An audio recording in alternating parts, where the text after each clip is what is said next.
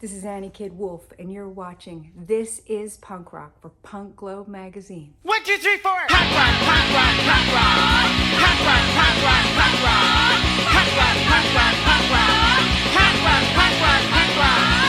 It ain't brain surgery. Punk rock, punk rock, punk rock. Punk rock, punk rock, punk rock. Punk rock, punk rock, punk rock. Punk rock, punk rock, punk rock. It ain't brain surgery.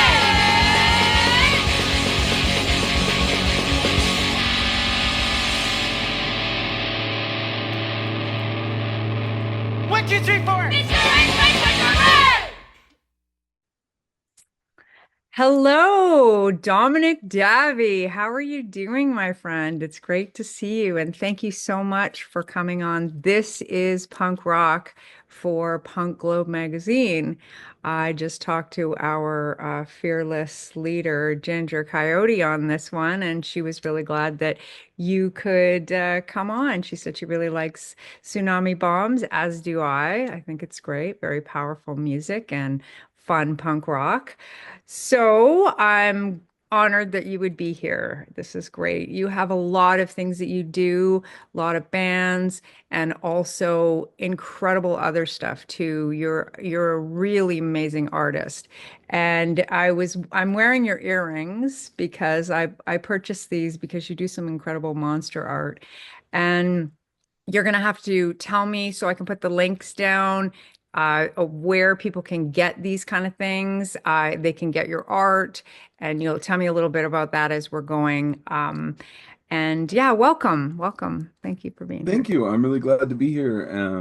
I'm stoked to be talking to you and for Punk Globe magazine. And it's really makes me happy to hear that Ginger Coyote likes Tsunami Bomb because if it wasn't for Ginger Coyote, I wouldn't have started Tsunami Bomb. And Wow. she doesn't know that.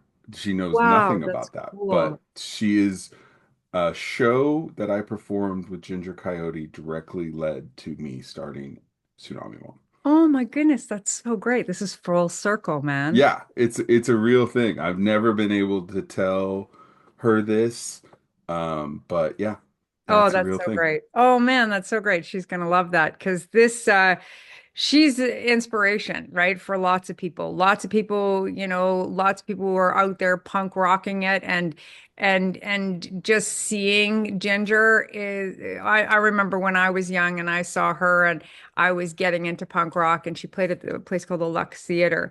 And she just awesome, commands the stage, commands the Yeah. audience, just pulls that off. So I'm glad to be doing these interviews for her, and it was a real nice honor that she asked me to do it. And yeah, it's wonderful to be here. So I want to Mhm. get into a couple of the things about this segment that we're doing, and it's called "This is Punk Rock." So what it is about is just asking people what's the first time that they heard punk rock, what made them, what made them want to be part of the punk rock movement in any sort of way and what it meant to them. So I'm just going to let you go for a little bit and tell me a bit about that, if that's cool. Okay, and then just one last thing. Thank you for wearing those earrings. They look very good on you. These Um, are amazing. I love these earrings. They're yeah, one of my my faves. fiance was the one to help me make those, Valerie, and she's really talented, so it's been Yeah, great. she is So definitely. yeah, punk rock. When I was in about sixth grade, Um, my parents moved us back from the East Bay of San Francisco Bay Area to the North Bay into a town called Petaluma. And it was a bit of a weird time to shift because I was right about the time before in America you go to junior high, which preps you for high school. And so I had all these friends, and all of a sudden I didn't have them. And I'm in this new area where I had been born and we had visited a lot, so I knew Petaluma, but this was now we were living there. And one of the things that was really great about Petaluma is it had a location that's still there called the Phoenix Theater. And the Phoenix Theater was a venue that was run by this amazing man who's still there, Tom Gaffey. And it was an old uh, opera and vaudeville theater that had been taken over and become a music venue, and and now it's an official nonprofit teen center. Hmm. After school programs and everything work out of there. So it's fantastic. But back then it was still just like kind of fly by night, kind of hanging in there and doing shows and anything it could do to keep itself going. And all ages shows seemed to be the most successful thing. But they would do plays, they would show movies, anything they could do to get people in the door. But every weekend, Friday and Saturday, there were concerts. And occasionally other days, but those were the main. And my parents saw this, and their initial reaction was like, "Hey, look, there's a bunch of kids there. Kick. We'll come pick you Oh up." yeah, yeah, So I great. got kind of thrust into this local, very thriving local music scene in the late 80s, early 90s, where my parents immediately were like, "This is a place for you to go. We'll come and pick you up at this time." So every weekend, that was it. Like I was there, and I was getting introduced to all these different kinds of bands that I didn't, initially I had just liked what the mainstream music was. My parents had introduced me to their kind of music, so I had appreciation for blues and surf music, blues from Awesome. my father, surf music from my mother. And then I got, and then I had like kind of half-heartedly liked metal, but it was a lot of the glam metal at that time, very poppy, and it was Were good. the And kids in this community center, were they older than you or this community? Were they I older mean, it or was definitely all ages. So it right? stretched from the younger kids of junior high age up through, young adults, 20s, who were performing and going. So it, So it lots truly of was an different. all ages. Like Okay, everybody in cool. town came Oh, because neat. that's Okay. that's where it was. That's where the fun was. That's what everybody was The doing. action. Yeah, and I mean it was really cool. I mean it's a whole theater with a lobby and an upstairs and a balcony, and then you had this massive room and a massive stage. It's very large. And every weekend there'd be something different. It would be different combinations. And back then there were all different kinds of bands playing. And I remember as I made friends, I had this one night where a guy named John Biggle came over and brought to my friend's house, my other friend who was named John as well. He brought us a bunch of 7 inches and vinyl and CDs. And it was amazing because I realized he was like, "Yeah, these are local bands." And I was like, "Oh, okay. I didn't know that you could do this.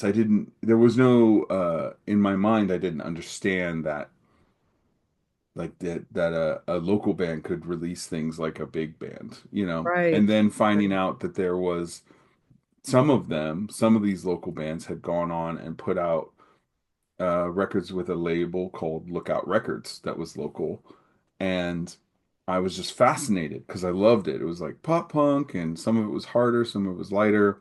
Ska was a big thing. There was a lot of funk going around because the Primus had come from the area. AFI was starting to leave the area, was from up slightly north. Green Day was blowing up. Yeah, So like we you're in had a a really local. rich area for music. You just, tapping into that so cool. Yeah, my timing was like I came in just after the era of Operation Ivy and stuff at Gilman, but Gilman was still going down in the East Bay, even though I wasn't allowed to go there for a while because it was too far. I didn't get down to Gilman until 16, until my friends could drive and we could go. But we much preferred the Phoenix Theater.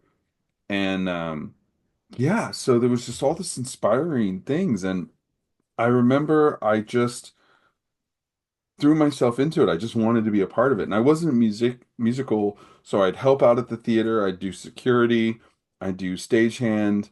Eventually I'd put on some shows, and I thought about managing bands. I got frustrated with a friend of mine had friends of mine, they were slightly older kids, but they had started a band called The Conspiracy, which was a ska band. And I loved them. And to this day, I still listen to their music, and they were so talented, but they would drive me crazy. One time I found this DJ from Live 105, which was the big rock radio station in San Francisco, and they were there and they wanted to meet the conspiracy, and the guys kind of ignored him and just sort of like acted rude. I think they were drunk. I don't know what was up. They just didn't want to talk to this person. And I got so frustrated. I was like, that's so dumb. Because this was somebody who was excited about their stuff, and I talked to, and they were like, "Yeah, I want to play them on the air," and they kind of blew it. And so I was just like, I got frustrated, and I thought, you know what I want to do? I want to start my own band. Um, and at first I was going to manage. I was like, I want to manage my own band and do that. And then I started talking to my friends because one of my best friends at the time could drum, and then I knew somebody who was a guitar player, and somebody would be able to sing, but then I couldn't find a bass player. And so finally I was like, all right, I'll just do it. I'll do it. And my father was delighted because he was this blues guitarist. And he's like, you want to, and he had tried to get me to learn guitar, and I Oh, never that's picked, neat. I just didn't grab it. But he was like, you want to be a bass player?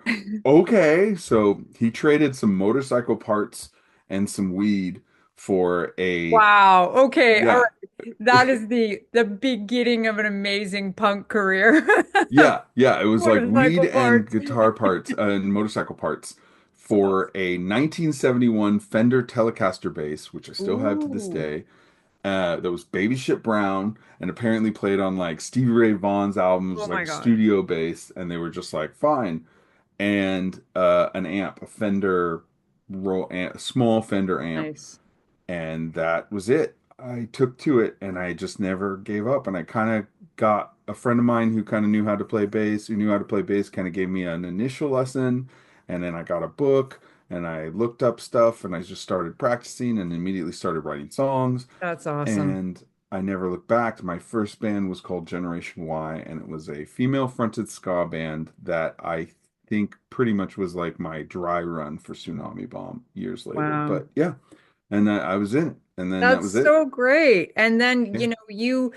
one of the common threads with the interviews I've noticed is that people all talk about how it's about do it yourself, right? And that was very inspiring about punk rock. And that was the punk rock movement, and the punk rock attitude was basically do it yourself. And like fuck the system at the same time, right? So Yeah. for me, I think that's so neat that we can all kind of because I was talking to Chris Walter, and he was saying about how we're all outcasts or this or that, and come Mhm. together as a community. So I love to get people's take on it, and where they first heard punk, or what it meant to them. And for you, because you're so talented in so many areas, like being an artist, and you could have been the manager of the band, and the musician, and the person who did the posters, and absolutely everything, so well rounded, right? Like you really have that. And I think that I kind of want to tap in on some of your art stuff too, like how that kind of interwove with your music, because you do a lot of art for your stuff too. Well, I think you touch on it perfectly well, is because it was an amazing to have this community that allowed the access, that allowed somebody, and that's one great thing about the punk scene over other scenes. I mean, there are other situations where this happens, but one reason I think that punk is so enduring and continues is it has such an easy entry point for people who have no idea what's going on. Like Mhm. you can build an audience, it's like for the I once saw a t-shirt that said it showed the tabs of here's here's a chord E, and then here's another A, and then here's a third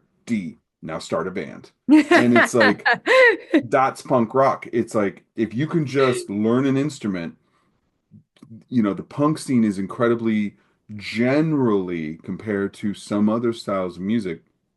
The metal scene can be like this too, but the skill level is higher. But like, and there are scenes of there's now scenes online that are based for like, home studio stuff, and electronic music has a little bit more as a real friendly entry point too. But punk rock has always had this really accessible, like, if you have a place to play, you Hmm. can get a band, get in there, and you can build an audience really quick because people are looking for something kind of cool. Traditionally, they are always looking for, you can build a crowd really easy. But once you're in there, because it's DIY, you're on your fucking own. Pardon my language. Like, you Oh, it's have true. so you have to use any skills that you can to help. So I had always been an artist, and I always will. Like, it's the first thing I was, and it'll be the last thing I am, and Part of your utilizing those heart. skills. Part of your heart. Yeah, well, Yeah. utilizing those skills, it's something I can do without, like, the being a punk rock bands is a very communal effort, and Mm. it requires a team and a weird freaky marriage of a group people, Yeah, totally.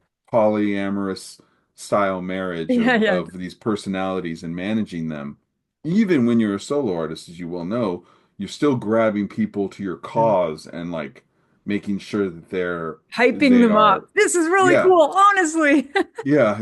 You have to just build them in and keep them going, because even if it's like your name, you still need others. With art, I don't need anyone else. I can do that on my own. But yeah, it required, there were posters and album art and all sorts of things that any skill that I could have or I could use, I was, somebody needed to learn how to do it. And usually it would be me. So I would learn how to design a poster. I would learn how to promote a show. I would listen to what people told me. And, there were people who would tell me, uh, okay, I'm gonna put you on the show. Your band's on. You guys can open, but I need to see flyers and posters from you that you design. I'm not gonna give you one. You have to make one. So I need to see a different poster, and I need to see it everywhere, or I'm not gonna put you on another show. Like, there were people tell me that, like, this is your shot. So better make it count, and you better bring people.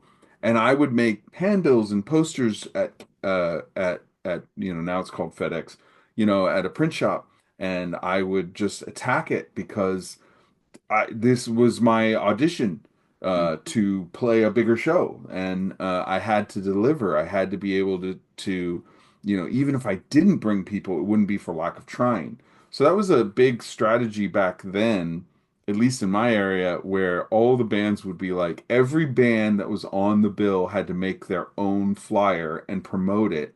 And the person who was promoting the show needed to see everybody's, like, they wanted to make sure that everybody was doing it. So like five different flyers for the same show, but it didn't care because it was all trying to get people to go. Yeah.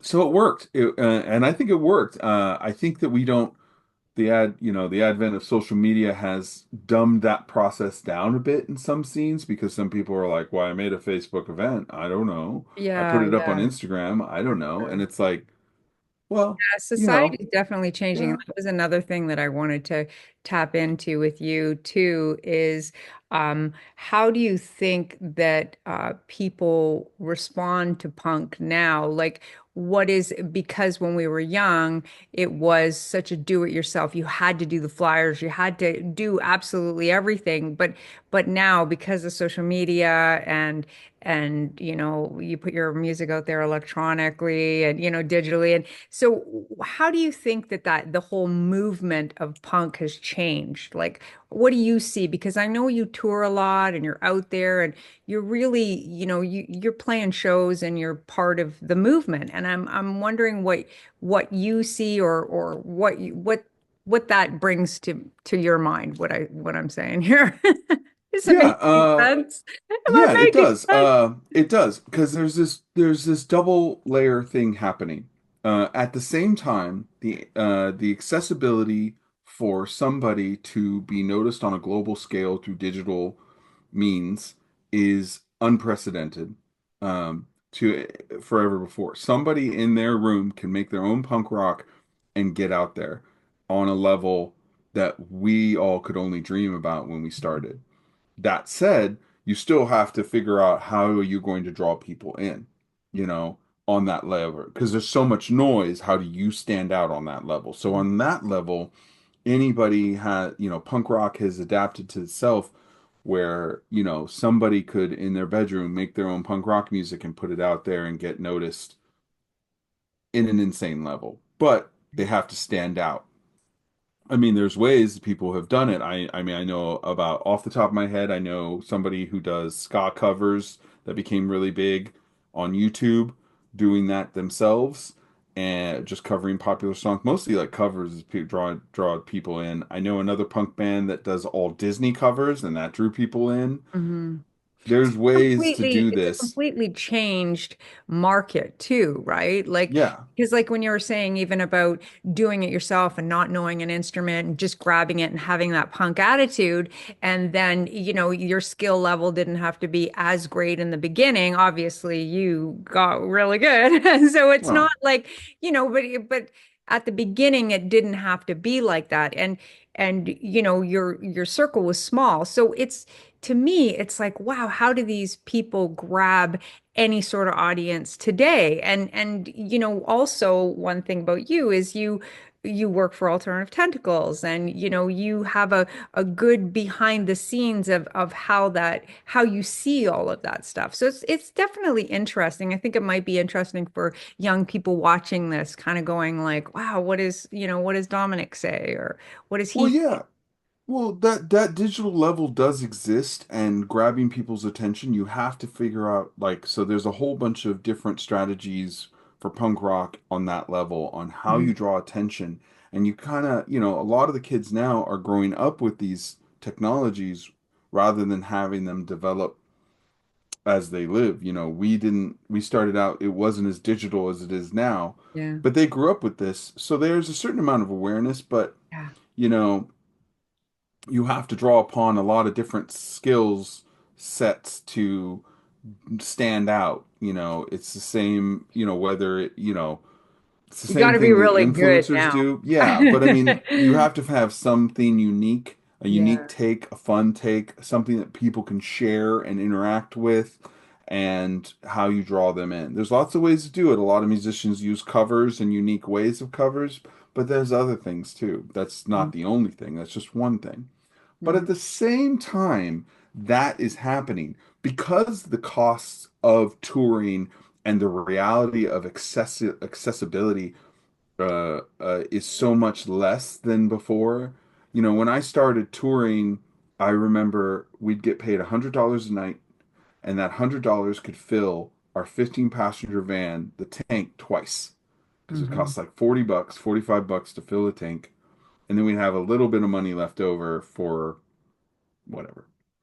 By the time my next band rolled around, by the time Tsunami Bomb was getting out there, $100 a night when Tsunami Bomb was opening bigger things got us one tank. And then Yeah. now it doesn't even fill the tank of a 15 passenger van. And money's gone up a little bit for pay for bands, like, but not much. So Mhm. it's still really hard. So I have seen this sort of regional scene rise up again, much like it was when we were younger, where you have all these independent, smaller scenes that can build an audience and can do things. And I'm starting to see some young bands that don't really give a shit about a larger scale because it doesn't matter. Like there's this one band in this scene, um, and they're a bunch of kids, and labels have been interested because they draw these crazy crowds when they play, and they'll do things like play on the train, the public train. They'll do a spontaneous show on the corner of some place, and they literally say like, "Ask a punk, if you know, you know."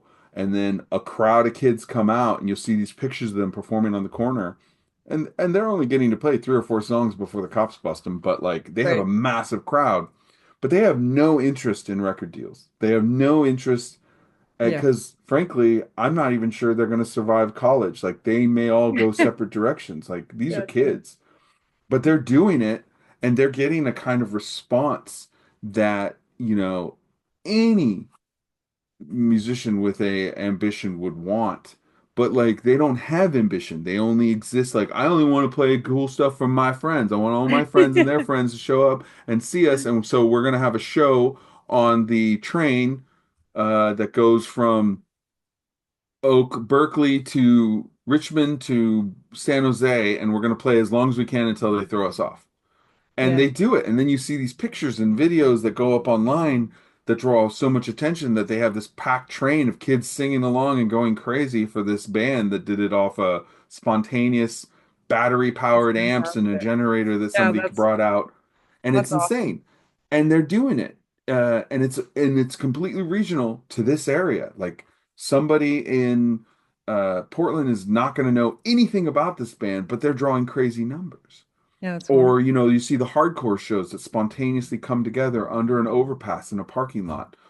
What the fuck's up, Denny's? It's like you're just throwing together this show and all these people come out. So you see this sort of regional, you definitely see it in metal and hardcore, like this regional explosion, that is very fixated on something locally. Um, because some of these bands have a short arc, how long does a hardcore band go? Because how long can you sing like that? You can't. And if you get big, you have to change. Everyone says like, oh, hardcore bands, they're not as hard. They always lose how tough they are. It's like because you can't maintain that on your voice forever. The singer has to drop it back down. If they can sing normally, they eventually have to, because otherwise they won't be able. You can't maintain that. So So it's just like that's why the best hardcore bands lasted like 2 years and they're gone or something. Like, so I think that there's these two situations happening at the same time. You have a digital space that is global, and but there's a lot of noise and you have to stand out, and you have a regional existence that you know rewards a lack of ambition but creativity. Both reward creativity. You can do both. But yeah, you have to kind of think outside the box. So like punk rock now, I think demands a higher level of creativity to stand out, but the entry point is still exists. But you know, I feel like anybody coming to me like, I want to start a punk band because I want to be a big rock star, and I'm like, Mhm. okay, well, Good that's luck. yeah, good luck. I mean, it happens. I Genuinely, yeah, know exactly. we both Genuinely. know people it happened to, Yeah, and it 100%. happens all the time, but it is a bit of a lottery. So Yeah. it's like, There's a you lot of know, elements that have to come together for that for sure. And a lot of yeah, work. Like you're a great example of putting in the work, right? Sure, the band is good and people love the band, but you still need to put that work in, right? And so even you just talking about the posters and doing that kind of stuff, it's like that stuff still today, you still need to do the work, even though it we still have applies. yeah, even though we have this internet where you can reach the world at a drop of a drop of a hat, but you still need to put that work in. Just a different kind. That's where I was kind Yeah, of I getting I would to, like, tell any young band right now, I would say like, no, take the cues. I'm not being an old man on the hill. Like, yeah, do what you're doing, make the Facebook event, throw it up on Instagram, act like you don't care. But you'll be surprised how effective it is to actually collect a mailing list, and actually interact. And you actually reach those people who sign up on Mhm. that mailing list. You'll get any of the things that I work with get so much more traction on the actual mailing list versus the social media posts. Right. Um, and Hitting the and people who are actually interested, right? yeah, there's so much more of a return there. So the more that you do that makes your band a personal experience and your shows and an event, like that little band I talked about. We're gonna be on the train. Everybody show up. If Yeah, you know, yeah, you yeah, know. It's like yeah. I want to be cool. I want to know. I'm an old man, and I'd be like, oh, I know where this is show's happening. I'm Yeah, gonna go yeah, see it. totally. I'd go, even though none of them want me there. Um, but at the same time, like you just have to approach it with like, how do I make this special? How do I make it important? How do I make it engaging and real. Be real. Don't fake it. Don't try to be anything. Be yourself, because the thing everyone can pick up the most is being fake. But it's actually just doing it. Like the best advice I ever got, which sounded so shitty at the time, but makes all the sense now, is just play. You Yeah. know, I've said this before in other interviews. I am not the best bass player. I will never be. I will never be. But I don't care, because when I play bass, I know that I'm going to make it sure that you're not looking at anybody else but where I am on the stage. I'm going to play my ass off. I Hmm. play the kind of songs that make me excited. I play in bands that I actually care about, and I'm going to get up on there, and every single time I'm going to make sure that you are looking at nothing else but me. And I know that I can do that, and I've Hmm. always done that. And I don't play music, I don't play songs or in bands that don't mean something to me. So Hmm. everything is 100% authentic. And Your so energy is that's the like that approach. too. Like even just talking with you now, people will be able to see like you have amazing energy, right? So you utilize that energy and you harness it and you put it into what you're doing, which is, to me, that is kind of part of the root of punk rock, like taking our energies and like we're gonna get out there, we're gonna do this and we're gonna do it 100 fucking %, Yeah, and I be think that authentic. Believe yeah, in what be you're doing. authentic for sure. So I You want know? to, I'm going to wrap things up by asking about drop me the tsunami bomb. Like, what are you guys doing now? And I know you have an album that's happening right now, or did there's one that just came out a little while ago. Well, we had an album drop in 2019, which was perfect timing for the Mm-hmm. pandemic, which was The Spine That Binds. And then over the pandemic, we released two 7 inches. Mm-hmm. Spine That Binds was on Alternative Tentacles, and so is a 7 inch called Still Standing. And then we also did a 7 inch on with Cleopatra Records, two covers that we had done for comps, Dead Man's Party and Out of Touch. This year, right now, we have three 7 inches. It looks like three 7 inches coming out, which Right. I thought would be different, but now that's what's happening. We have a brand new 7 inch coming out on Alternative Tentacles, which is two new songs. A song that we had released for charity called Star Power, and benefiting a group called Sing Me a Story and the Children's Cancer Partners of the Carolinas. And so that song's going to be on the 7 inch, and parts of the 7 inch will go to charity. And when And is we that also coming have up?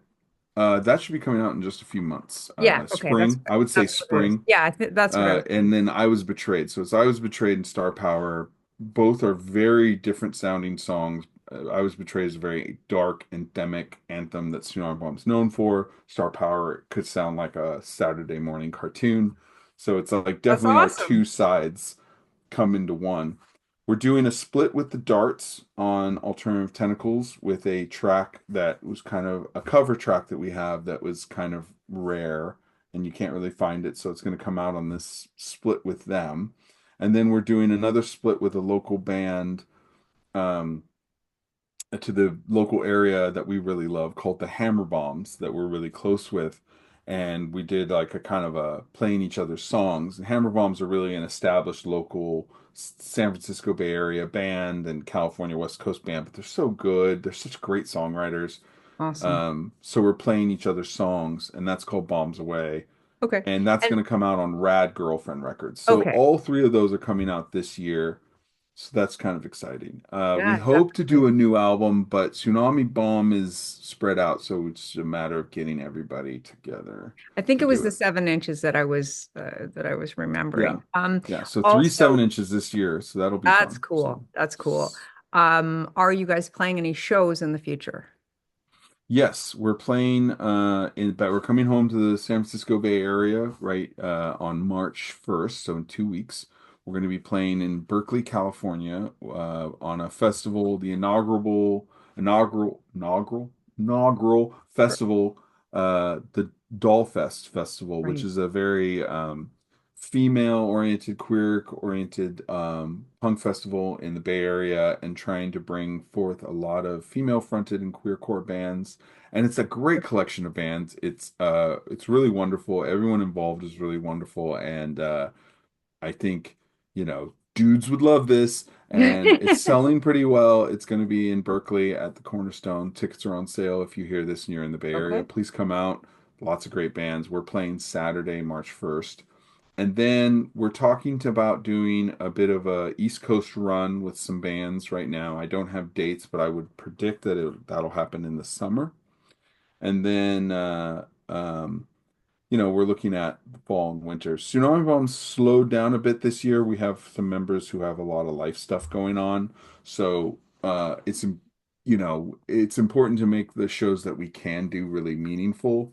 And so when, anyone who wants to catch us, we're going to try and be all over the United States, but definitely don't sleep on it. Join our mailing list to let you know, or Alternative Tentacles And mailing we'll list put to those let you know. links. We're going to put the links down here Yeah, so and like where we we'll can be get it. playing, but it's definitely don't sleep on it because it's like we're not going to be able to do a lot. So when we do, definitely show up because we're not Awesome. touring a ton this year. So And also I want to hit on the monster. You and Valerie have a company together too that specializes in monsters. So can you just tell Monster Legion. Yeah, Monster Legion. Basically, I've been doing horror art and fun monster stuff for a long time. And when my partner Valerie got into my life, she was like, "This is a mess." And so helped me me? organize it and turn it into something a little bit more manageable. So we have a site called monsterlegion.com. I'm working on stuff right now for this fall, brand new line of stuff, but you can find a lot of cool graphic tees and products that I sell based on my artwork. So if you like horror and monsters and creatures and fun stuff, it's definitely a place to check out. There's some good stuff up there, and there's going to be some more stuff coming. So, Awesome. Well, thank you so much for giving us your insight on punk and telling us a bit about your history and yeah, being here. And I love that story about Ginger and how she inspired you. And that's wonderful to have. It's full circle, man, full circle. yeah. So thank you so much, Dominic, and thank you for being on This is Punk Rock, and thank you for from Punk Globe.